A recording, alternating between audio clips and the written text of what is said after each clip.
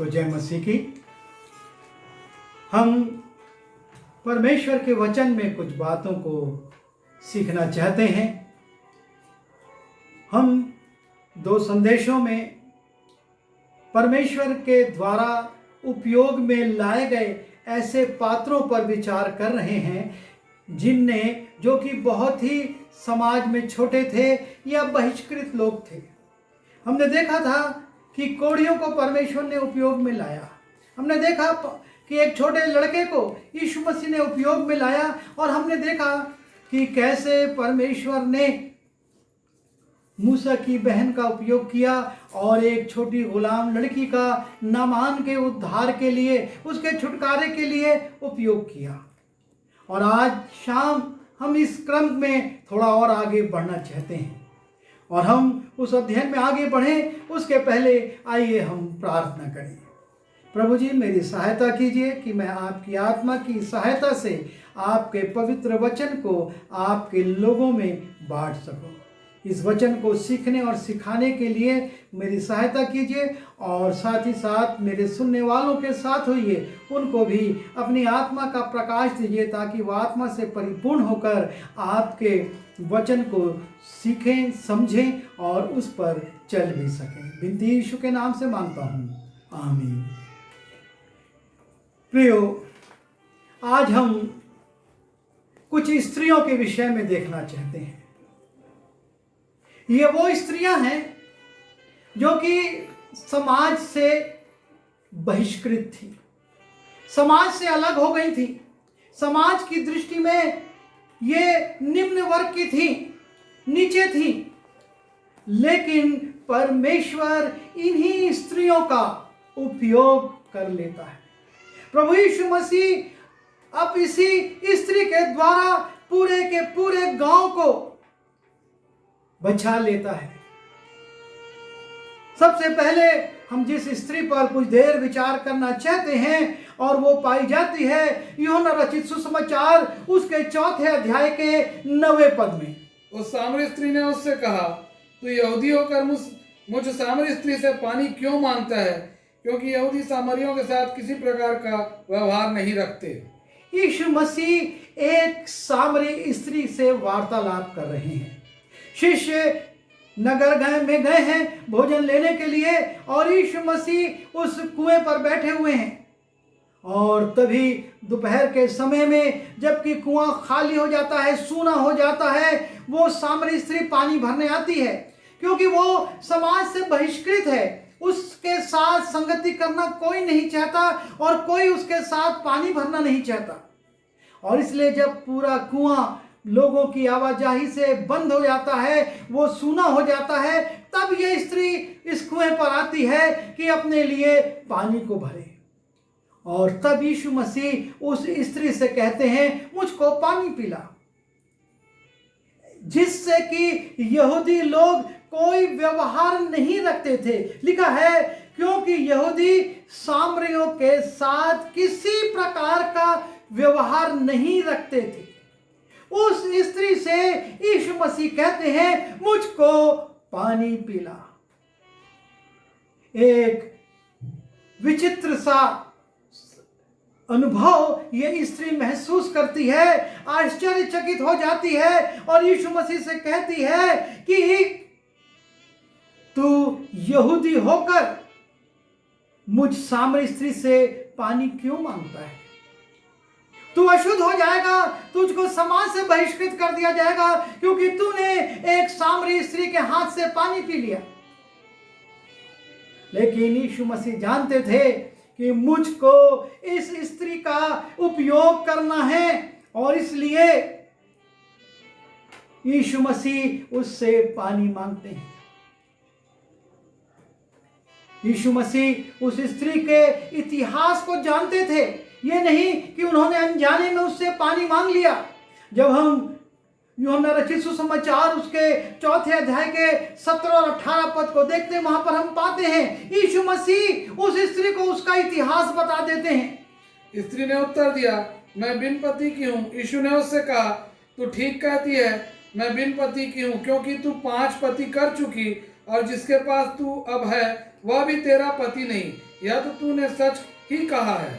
यीशु मसीह एक सामरी स्त्री से ही नहीं, लेकिन ऐसी पथभ्रष्ट स्त्री से बातचीत कर रहे हैं जो कि 5 पति कर चुकी है, और 5 पति करने के बाद अभी जिसके साथ है वो भी उसका पति नहीं है, अर्थात 6वें पुरुष के साथ वो है।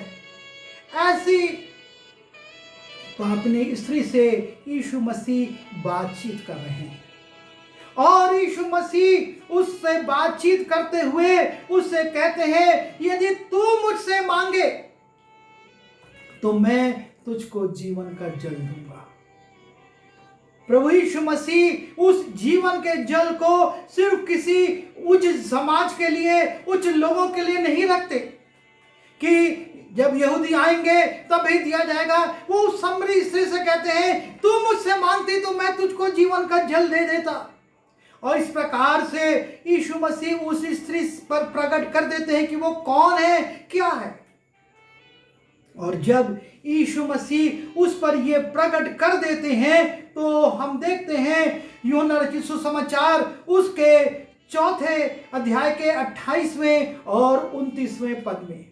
तब स्त्री अपना घड़ा छोड़कर नगर में चली गई और लोगों से कहने लगी, आओ एक मनुष्य को देखो जिसने सब कुछ जो मैंने किया मुझे बता दिया। कहीं यही तो मसीह नहीं है। यीशु मसीह उस गांव में सुसमाचार पहुंचाने के लिए कि आओ और देखो कि एक पुरुष है जिसने मुझे मेरा इतिहास बता दिया, मेरे जीवन की जो पापमय दशा थी उसको बता दी। और तब वो कहती है, कहीं यही तो मसीह नहीं है। यीशु मसीह अपने को प्रकट करने के लिए उस गांव में उसका अपना सुसमाचार पहुंचाने के लिए एक पापिनी स्त्री का, एक सामरी स्त्री का उपयोग करते हैं। वो नहीं हिचकते कि नहीं, जब कोई उच्च वर्ग का आएगा, कोई उच्च समाज की लड़की आएगी, कोई स्त्री आएगी, मैं उसके द्वारा अपने वचन को भेजूंगा। लेकिन वो इस पापनी स्त्री को जो 5 पति कर चुकी है और जिसके साथ है वो भी उसका पति नहीं, जो कि सामरी जाति का की है, जिससे कि यहूदी लोग कोई संबंध नहीं रखते थे, उससे वार्तालाप कर रहे हैं और उसको भेज रहे हैं कि जा। और यह स्त्री जाकर प्रचार कर रही है। प्रभु अपने वचन को पहुंचाने के लिए, उद्धार के संदेश को पहुंचाने के लिए किसी का भी उपयोग कर सकता है। हो सकता है हमारे जीवन में उतार आया हो सकता है हमारे जीवन में गलतियां आ गई हो, हमारे जीवन में अशुद्धताएं आ गई हो, लेकिन दयालु परमेश्वर, प्रेम करने वाला परमेश्वर, क्षमा करने वाला परमेश्वर, स्वर्ग से मनुष्य की दशा को देखने वाला परमेश्वर तरस खाता है। यीशु मसीह इस स्त्री से बातचीत कर रहे हैं जिससे कोई बात करना नहीं चाहता था। उस पर भेद प्रकट करते हैं, उसका अतीत बताते हैं और बताते हैं कि वास्तव में वो कौन है, वो उसको क्या चीज दे सकता है, वो अनंत जीवन का झरना उसके अंदर खोल सकता है। और तब ये स्त्री उस बात को लेकर जाती है और लोगों को बताती है। और तब हम देखते हैं किस प्रकार से ये वचन लोगों में जाता है। और जब हम इसे यूहन्ना उसके 4 अध्याय के 39वें पद में जाते हैं, मैं पढ़ता हूं, और उस नगर के बहुत सामरियों ने उस स्त्री के कहने से, उस नगर के बहुत सारे सामरियों ने उस स्त्री के कहने से, जिसने ये गवाही दी थी कि उसने सब कुछ जो मैंने किया मुझे बता दिया, विश्वास किया। एक सामरी स्त्री की गवाही जब सामरी लोग सुनते हैं तब उनके जीवन में एक परिवर्तन आ जाता है, उनके जीवन में परिवर्तन आता है और वो भी विश्वास करते हैं, क्योंकि उन्हीं के बीच में की एक स्त्री उनसे बता रही है।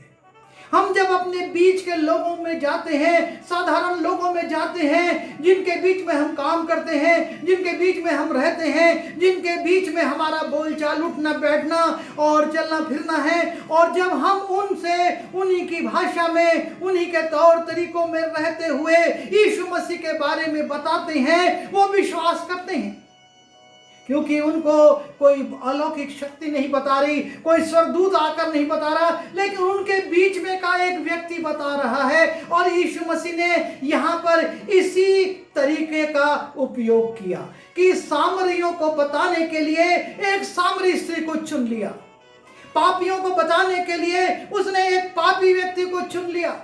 मैं एक पापी था और उसने मुझको चुना कि मैं संसार के अपने दूसरे भाई बहनों को जो पाप की दशा में हैं उनको बता सकूं, उनसे कह सकूं मैं भी एक दिन इसी दशा में था, मैं भी इस प्रकार का जीवन जी रहा था, लेकिन प्रभु यीशु मसीह ने मुझको बचाया है। लिखा है, और उस नगर के बहुत सामरियों ने उस स्त्री से के कहने से, उस स्त्री के कहने से जिसने ये गवाही दी थी, आप और मैं जो गवाही दे रहे हैं वो बहुतों के लिए छुटकारे का कारण हो सकती है। और लिखा है, उसने जो सब कुछ मैंने किया बता दिया और मैं उन लोगों ने उस पर विश्वास किया। और तब लिखा है 40वें पद में, तब ये सामरी उसके पास आए तो उससे विनती करने लगे, हमारे यहाँ रह। सो वहां वो 2 दिन तक रहा। जब उन्होंने उस स्त्री से सुसमाचार सुना, उस पर विश्वास करके यीशु मसीह के पास आए और यीशु मसीह को देखने के बाद अब वो उससे निवेदन करते, हमारे बीच में कुछ समय और रहे। जिनके पानी को लोग नहीं पीते थे, जिनके साथ कोई संबंध नहीं रखना चाहते थे, लिखा है यीशु मसीह उनके साथ 2 दिन और रहा।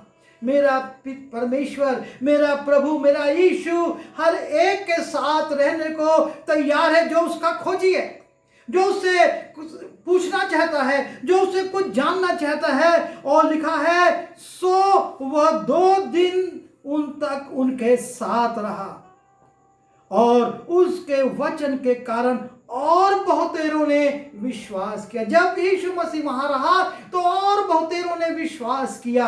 और तब हम एक पद पढ़ते हैं, जबकि यूहन्ना उसके रचित सुसमाचार उसके 4 अध्याय का 42वां पद, और उस स्त्री ने से कहा, अब हम तेरे कहने ही से विश्वास नहीं करते, क्योंकि हमने आप ही सुन लिया और जानते हैं कि यही सचमुच में जगत का उद्धार करता है। उन्होंने ना सिर्फ उसको सुना, ना सिर्फ उस पर विश्वास किया, पर कहते हैं कि हमने सुन लिया और जानते हैं कि यही सचमुच जगत में का उद्धार करता है। उद्धारकर्ता के रूप में यीशु मसीह को ग्रहण कर लिया। एक सामरी स्त्री प्रचार कर रही है। यीशु मसीह अपने चेलों को वहां नहीं भेजते, यीशु मसीह वहां पर बड़े बड़े ज्ञानियों को नहीं भेजते। यीशु मसीह एक सामरी स्त्री को उपयोग में लाते हैं उस सामरिया के उस गांव के उद्धार के लिए, और वहां तक संदेश पहुंचता है। वो उस स्त्री से सुनते हैं उनकी भाषा में, उनके तौर तरीकों में, और यीशु मसीह के पास आते हैं। यीशु मसीह को 2 दिन अपने बीच में रखते हैं और कहते हैं कि उस स्त्री से कहा, अब हम तेरे कहने ही से नहीं विश्वास करते। तूने जो साक्षी दी, अच्छी साक्षी दी, पर अब तेरे कहने ही से नहीं, लेकिन हमने सुन लिया और जानते भी हैं कि यही जगत का उद्धार करता है।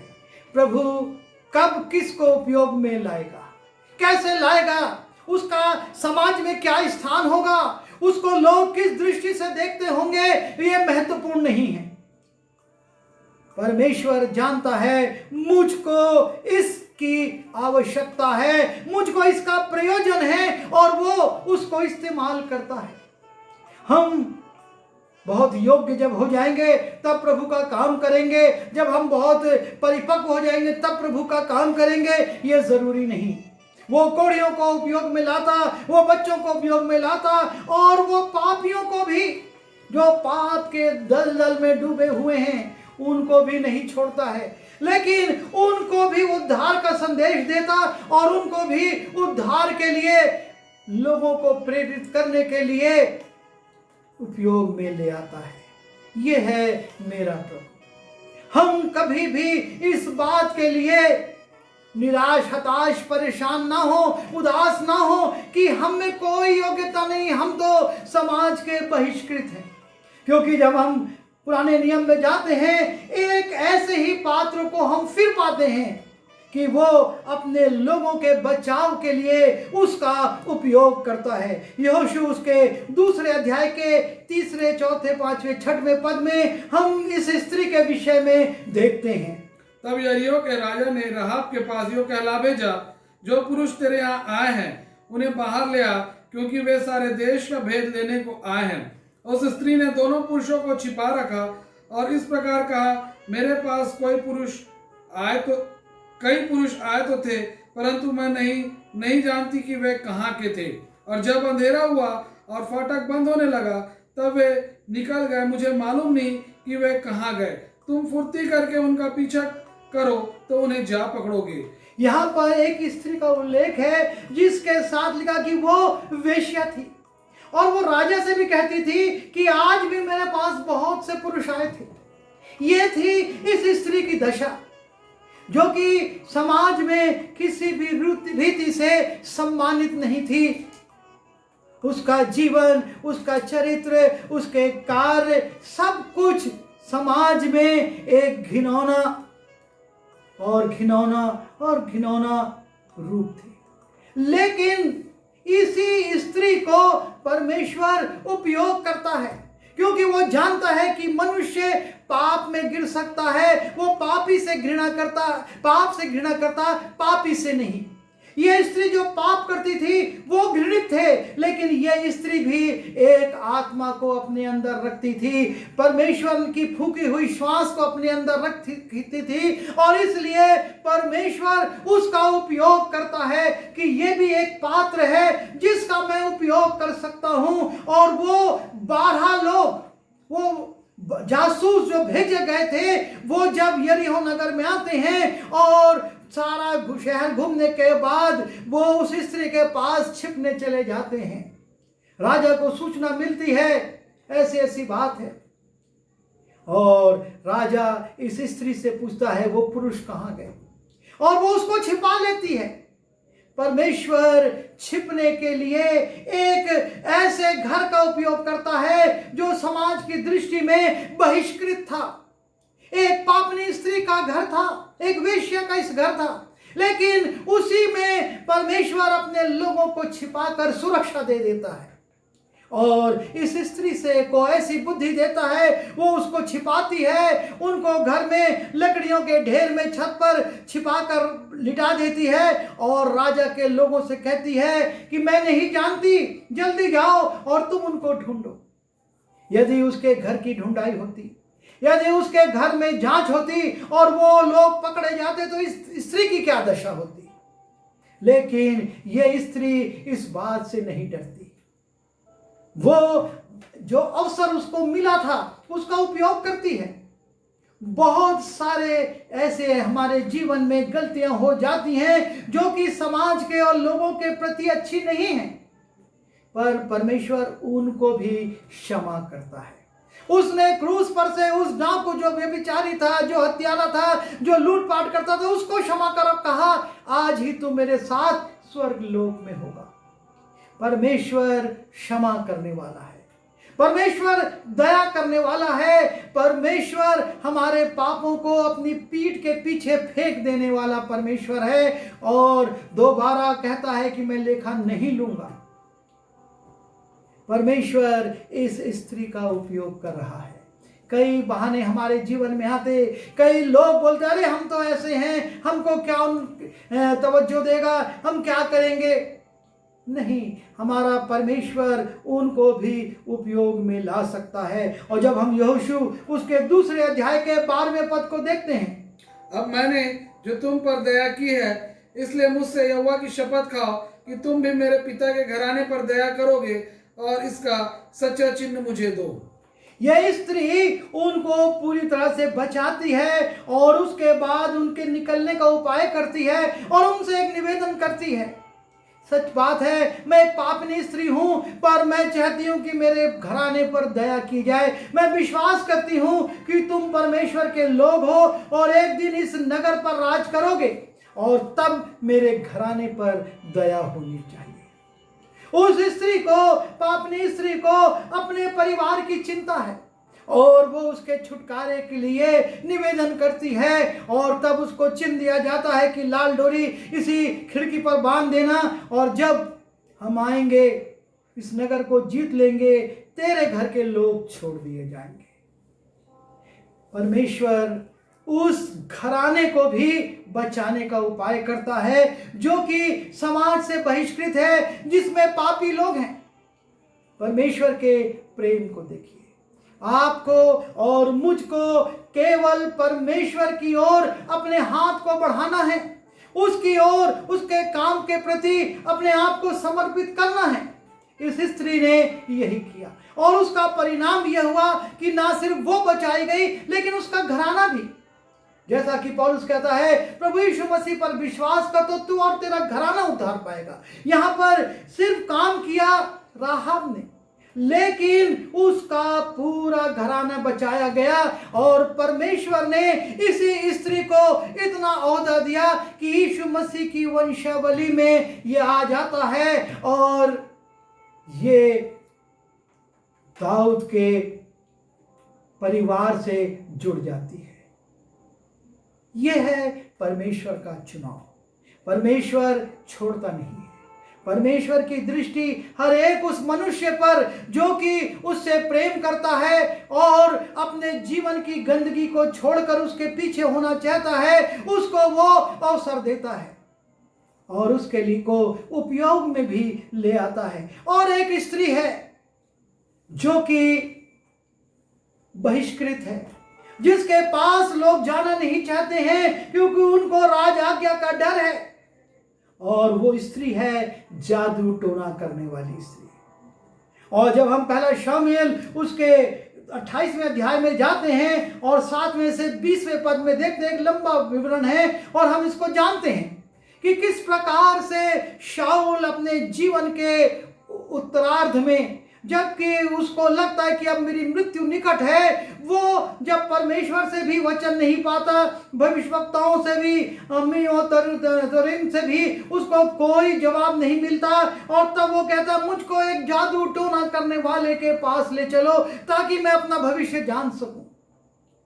और शाऊल को चेतावनी देने के लिए, शाऊल को सावधान करने के लिए, शाऊल को उसका भविष्य बताने के लिए परमेश्वर एक जादू टोना करने वाली स्त्री का उपयोग करता है। पहला शमूएल उसके 28वें अध्याय के 19वें पद को देखें। फिर यहोवा तू समेत इस्राएलियों को पलिश्तियों के हाथ में कर देगा और तू अपने बेटों समेत कल मेरे साथ होगा और इस्राएली सेना को भी यहोवा पलिश्तियों के हाथ में कर देगा। जब ये स्त्री सैमुएल की आत्मा का आह्वान करती है, उसको बुलाती है, सैमुएल आकर शाऊल को उसका भविष्य बताता है। लेकिन इस स्थान में जिसकी प्रमुख भूमिका है और वो स्त्री है, जिसका विवरण हम पूरे 28वें अध्याय के 7वें पद से 20वें पद में पाते हैं, लेकिन हम उसको पूरा नहीं पढ़ रहे। लेकिन आप उसको देख सकते हैं कि इस प्रकार से शाऊल उसके पास आता है, वो इनकार करती है और वो कहता है कि तुझको दंड नहीं दिया जाएगा, और तब वो जादू टोना करती है। एक अशुद्ध स्त्री से, एक जादू टोना करने वाली स्त्री से वो शाऊल को उसका भविष्य बताने के लिए शामुएल का आह्वान करती है। परमेश्वर कब किसका उपयोग कर लेगा हम नहीं जानते। ये समाज के सम्मानित लोग नहीं हैं, ये समाज के बहिष्कृत लोग हैं, लेकिन जब आवश्यकता पड़ती है, क्योंकि ये परमेश्वर की रचना है, परमेश्वर इनका उपयोग कर लेता है। आप और मैं बहुत ऊंचे पदधारी नहीं है, हम समाज में बहुत ऊंचे पदों पर सम्मानित लोग नहीं हैं, लेकिन परमेश्वर आपको और मुझको भी उपयोग में ला सकता है। हम ये ना सोचें कि हम तो कुछ भी नहीं है। वो कहती है जैसे सामरी स्त्री यीशु मसीह से, तू मुझसे पानी क्यों मांगता है? मैं तो सामरी हूं और यहूदी लोग सामरियों से कोई संबंध नहीं रखते। लेकिन यीशु मसीह ने पानी इसलिए मांगा कि उस नगर के लोग बचाए जा सकें और उस उद्धारकर्ता को प्राप्त कर सकें। और वहां पर यह हुआ। यहोशू को हम देखते हैं कि एक यहोशू की पुस्तक में कि परमेश्वर एक वेश्या का उपयोग कर लेता है ताकि उसके लोग जो जासूसी करने गए हैं यरीहो की और जानना चाहते हैं कि यरीहो की दीवार कैसी है, यरीहो के लोग कैसे हैं और किस रीति से वहां पर रहा जाता है, उसको जानने के लिए जब जाते हैं वो राहब को उपयोग कर लेता है और शाऊल को कि कल तू मर जाएगा इस बात को बताने के लिए वो एक जादू टोना करने वाली स्त्री के माध्यम से सैमुएल को प्रकट करता है। प्रभु महान है, उसका प्रेम महान है, उसकी दृष्टि महान है और वो सारे संसार पर घूमती रहती है और वो कब किसका उपयोग करेगा आपको और मुझको नहीं मालूम, लेकिन परमेश्वर हर एक का उपयोग कर सकता है। वो आपका और मेरा भी उपयोग कर सकता है कि हम लोगों को बताएं कल क्या हो जाएगा और लोगों के जीवन बच सकें। शाऊल का जीवन तो नहीं बचा, उसने अपना मन कठोर कर लिया और वो वहां पड़ा रहा। वो स्त्री उसको बट उठाती है, रोटी देती है, खिलाती है, बल आ जाए, लेकिन उस बल का उपयोग वो दूसरा करता है। लेकिन परमेश्वर आपसे और मुझसे चाहता है कि हम लोगों को रोटी खिलाएं, उनको ऐसा बल दें कि वो आत्मा में आगे बढ़ जाए। हम उनको सुरक्षा दें, उनको बचा कर रखें और हम उनको तक संदेश को पहुंचाएं, बताएं कि परमेश्वर ने मेरे लिए कैसे मेरे जीवन के लिए भूतकाल की बातें बता दी हैं और तब लोगों के दिल खुल जाएंगे। हम इस बात पर विचार करें। हम अपनी परिस्थिति को देखकर, अपनी निर्बलताओं को देखकर, अपने समाज में अपने स्थान को देखकर हाथ पर हाथ रखकर बैठ ना जाए, लेकिन हमको उठना है और प्रभु के लिए काम करना है। आइए हम दुआ करें। प्रभु जी, हम धन्यवाद देते हैं कि आपके बड़े अनुग्रह से हम ऐसे पात्रों पर विचार कर सके हैं जो समाज में कोई स्थान नहीं रखते थे, लेकिन आपने उनको भी उपयोग में लिया। प्रभु जी, इनको पढ़ने के बाद हमारे मन में एक हिम्मत और उत्साह आता है कि आप तो हमको भी उपयोग कर सकते हैं। और इसलिए प्रभु, मैं अपना जीवन और अपने तमाम सुनने वालों का जीवन आपके हाथ में सौंपता हूँ। हम सबों को प्रभु जी आप इस पापी संसार में बहुतायत से इस्तेमाल कीजिए, ताकि जैसे सामरिया का वो गांव बच गया, लोगों ने यीशु मसीह को उद्धारकर्ता करके ग्रहण कर लिया, जिस रीति से प्रभु जी राहाब और उसका घराना बच गया, उसने उपयोग में आकर उन जासूसों की रक्षा करी, उनको संभाल लिया। और जिस प्रकार से इस जादू टोना करने वाली स्त्री ने भी एक सत्य बात शाऊल को बतवा दी, हम भी प्रभु जी सत्य को खोलने वाले, सत्य को बताने वाले और सत्य तक ले जाने वाले हो सकें। आप हम सब की मदद कीजिए।